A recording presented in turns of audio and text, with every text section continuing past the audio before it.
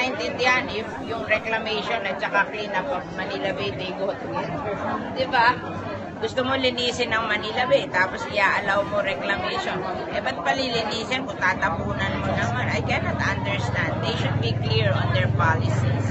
Ma'am, tututulan niya to kahit local o national yung magsulong nito, ma'am? Nang alin? Na reclamation, ma'am. Basta doon sa aming Las Piñas, Parañaque Wetland Park, pinireclaim to, magdidemanda ako. How ko sa Manila Bay?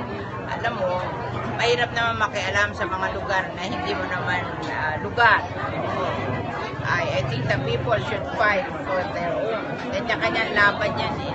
Basta ako, yung i-preserve ko yung Las Piñas, Parañaque Wetland Park, any desire na sirain yun, lalaban ako.